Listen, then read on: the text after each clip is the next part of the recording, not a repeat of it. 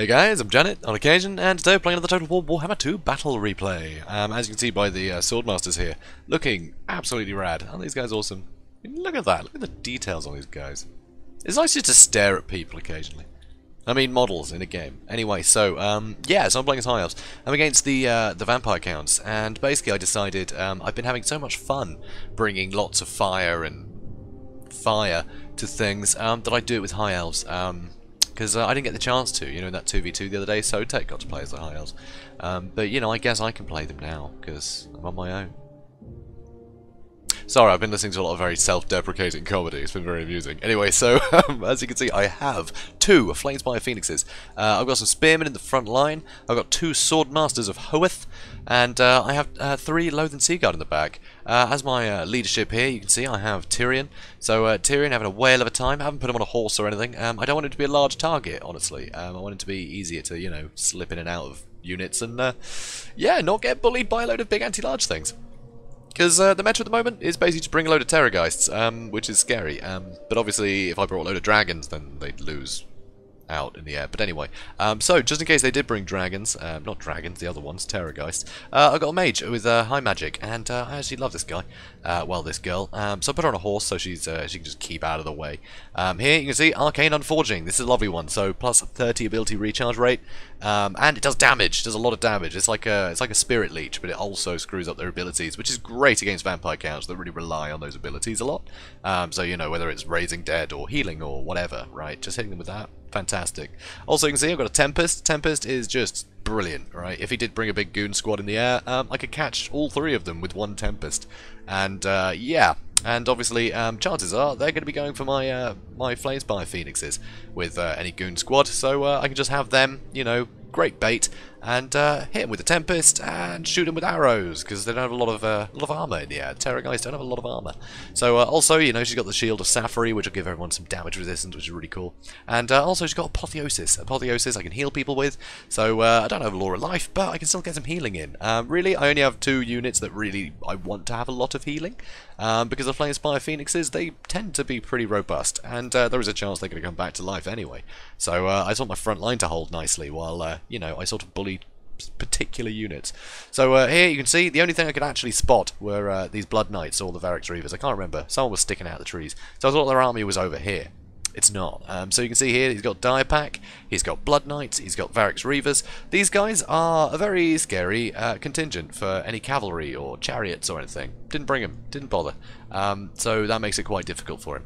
But over here he does have a pretty good sort of contingent of infantry, so it's kind of hard to see him here though. But he's got, I think it's 4 unit skeleton warriors, he's got like a couple of grave guard with great weapons, so good armor piercing there. He's also got the Sternsmen. So the Sternsmen, very robust, they're going to heal just on their own. They just regenerate, which is really cool. They're just like grave guards, so anti-infantry, bit of armor, shields, lovely. Also you can see he's got a White King, and he's actually brought Vlad von Carstein, which I think is a good one for this this pick, because he is just so tanky and he's not a very big target. So if you have him saturated in your front line, he's going to be very survivable. If you do jump on top of him with a couple of dragons, which is what High Elves tend to do, you just pop the von Carstein ring, he'll barely take a scratch. He'll be able to regenerate through any damage he does get, and it gives you time to get your Blood Knights and your Die Pack and your Crypt Horrors here onto the dragons and beat the crap out of them while he's just sat there laughing. So it works out pretty well. So also you can see he does have 2 Crypt Horrors, so unarmored, but they hit really hard. These sort of units I want to get rid of early, or my Swordmasters of Hoeth rather are going to get, well, beaten the hell out of. So these are a big juicy target for my archers, so that's going to be pretty cool.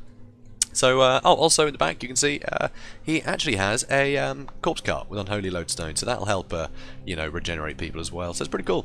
So I'm going to speed things up because this has gone on too long already. So these guys, I'm going to move on to this hill here.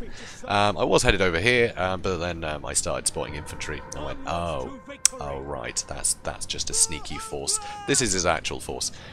So anyway, pushing all my guys up. You can see archers already start to shoot into the Crypt Horrors. So not going to get a huge amount of damage because they stop moving, and it's amazing how easily you can avoid arrows just by stopping. So here you can see they are going to be taking some damage eventually. Come on, anytime? Nope, they keep just slightly moving, and it's ruining everything. High elf archers, idiots. So here you can see they are going to take damage eventually. They're going to have to come to me, and then I can start shooting at them. So here I basically just use the Flamespire Phoenixes to scout and to slightly upset them, see if there's any nice, you know, sort of juicy target for them. So here the Swordmasters, they're going to attack the Skeleton Warriors, and the Swordmasters do actually have 20 charge bonus, which, you know, helps a bit. So, you know, that has stopped them doing that. But here, I've got a load of archers now shooting the Crypt Horrors. I've got my Flamespire Phoenixes in here, and I hit them with the Sunfang. So now there's no backup. These Skeleton Warriors are basically dealt with, and suddenly he has a massive hole in the middle of his lines. Well, you know, not quite yet, but inevitably. So that's pretty fun. These spears, they're going to be able to hold out for a long time. Although they're just spearmen, they do have 53 melee defense, which is ludicrous. I'm pretty sure I used Arcane on Forging on Vlad. If I haven't, I'll be doing it soon. Here's using Invocation Heck to keep these guys going, and these Crypt Horrors, after I change target onto them, they're gone straight away. They barely did a thing. So that's great. Here, Swordmaster Hoeth, they're going to be fighting off 3 different units. There's Skeleton Warriors, Graveguard, and more Skeleton Warriors, and a White King now, so they're fighting a lot of stuff. Over in the back, the Die Pack did run in. I pinned him in place with the Spearmen, but there's a load of cavalry here. So I have turned to face them. I'm going to get some ranged fire on them. But these guys do have spears and charge defense, I believe. They have charge defense? I'm pretty sure they've got charge defense. Is that charge defense? And I'm zooming in to have a look. Charge defense versus large. Perfect. So that charge bonus is going to help. And they're anti-large, so this will do some damage. It's pretty cost effective. I've already used these guys to take out the scary big monsters in the front that are going to hurt my Swordmasters, so I'm pretty happy. So over here you can see Tyrion and the Phoenixes. They've been dueling with Vlad. I've used an Arcane on Forging on him, and you see his health is dropping really quickly while he's not able to heal. So that's pretty great. So over here, more Skeleton Warriors have been summoned. There's some Die Pack attacking, you know, but these guys are holding out. They're still pretty good. Their melee defense is 44, which is pretty great. So that's rather nice. So these Spearmen are buckling because the Sternsman, you know, is going to happen eventually. But over here, using Apotheosis on the Swordmaster Hoeth, just in time because I'm about to take a charge, and these guys are not going to get any charge defense. So they're completely sandwiched, which is, yeah, that is a very tiny blob for so many people to be in. So that's pretty scary. But here, I decide there's too much infantry here, and so I'm going to bombard them. You know, I've been bullying Vlad for a while, but he's just not dying just yet. He's got almost no health, though, which is pretty great. So here, he is going to try and summon some more bad guys, which is annoying. But here, Swordmaster's now getting pulled back in. I'm pretty sure I aim for the Sternsman. But he does have a lot of blobs of random nonsense here fighting. So here, decided to go with the Corpse Cart, because that's my next juicy target. Vlad is dead, so that's going to affect the leadership a lot. So a lot of the sort of tertiary units are starting to crumble. Amazingly, these Swordmasters are still fighting. I've had my Spearmen chasing down Blood Knights and Varric's Reavers. So that's going pretty well, but I've still got 2 Flamespire Phoenixes. One of them is a bit damaged, the other one pretty much top health. Tyrion, he's in fine shape. My mage is in fine shape. I've got some Swordmasters over here. Over here, I've got some Spearmen that are healthy. I've still got a lot of healthy units here, and a lot of strength. He doesn't have a Lord anymore. So really, this is the only thing giving any sort of buffing, you know, to nearby units. The rest of the units are kind of on their own. So here, because the Sternsmen are such a pain, I'm going to start trying to bombard these guys. I can't really tell what Sternsmen and what Skeleton Warriors, because where the banners are and how this is just one big blob. But I'm going to go up and down the line and hit them. And also these guys are all going to run in and try and help. So that Corpse Cart isn't going to last much longer, and in fact nothing will. Army losses is hit. Just having Spearmen at the back line, you know, that are also archers. The archers got a lot of utility, and he couldn't really stop them very well. The summons weren't really enough. So here I do actually try and get a Sunfang to kill that last zombie, but unfortunately Sunfang takes 5 seconds to cast now, which is too long in my opinion. It makes it kind of useless. It would have been funny though had that gone off, because I would have killed all my archers and that would have been very funny. But I'd already won, so those archers are, you know, they've outgrown their use. So there we go, Pyrrhic victory. I think it's definitely a fun one. I enjoyed this very much. High Elves are a lot of fun. Another way to do this build, which I've tried a couple of times, to, again, you know, really great success, is basically don't bother with the mage. I think I just had a noble just to help anchor the front line, and I brought Teclis as my lord choice. So they had, you know, Flaming Sword of Ruin and what else did he bring? Regrowth, obviously. So I can still heal people. You know, I could use Flame Sword Ruin, which is great because Kindle Flame will allow the Flame Spire Phoenixes to do a lot more damage, which is really nice. So, you know, these guys just hitting harder, just every time I'm casting a spell, is pretty great, especially if I use a Flaming Sword of Ruin on them. It gives them each an extra 25% damage. That's pretty huge. It's pretty damn useful. Or I could use it at the front line and, you know, help kill Crypt Horrors even quicker. But I mean, look at this, how quickly they get dumpstered. I mean, there's no fire attacks or anything. This is just archers, you know, just the amount of fire that I had there.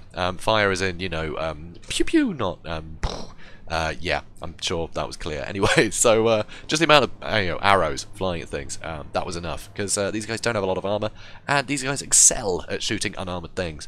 But what was nice is I knew that my back line is going to get compromised, because it's the vampire counts. They're either going to have cav, or they're just going to summon zombies on you. So having the Loathe and Sea Guard, they can hold, you know, they can actually fight off zombies and things. They're not like archers that are just super flimsy, and they're going to be stuck, you know, forever. These guys are still getting work done, which is nice. You know, the fact they've got charged defense versus large, that means as long as you're turning to face the cavalry as they're coming to you, you're not going to take that charge bonus, so they're going to survive a lot longer, and it means they can use that anti-large bonus they got, which is another thing that archers don't have. So it's pretty great, but they got enough melee defense that, you know, zombies aren't really going to hit them. So it will stop them firing, but it won't kill them off, which means they'll be useful again, you know, in like 20-30 seconds time, which is pretty useful. So yeah, definitely enjoyed it. This is a fun one, I think. Quite like this. It's you know, it's not a huge amount of tricks, but it synergizes well. One thing I must point out is the Mage of High magic. I love Tempest, right? That's so useful, but of course, in this case, I didn't need it. You know, they didn't bring an Air Force, but it's always nice to make sure you got something to deal with an Air Force if it's an army that tends to bring one. But what's great about the Mage of High magic in this matchup is that Arcane Unforging is just so useful at hitting lords over and over again. Apotheosis, the healing is great, although the, you know, it causing fear, that doesn't really matter. That's a bit pointless. But Apotheosis, just being able to heal things, she's still useful. You know, that high mage, still useful, even if there's not an Air Force. Same reason I like the Warlock Engineer for Skaven, you know, because they've got that Mortis Engine effect. So I just bring it for Howling Warp Gale, but it'll still be useful if there's no flying unit. So it's pretty handy. So anyway, guys, if you enjoyed this, please do comment, like, and subscribe, and I'll see you in the next one. Have a good one, guys.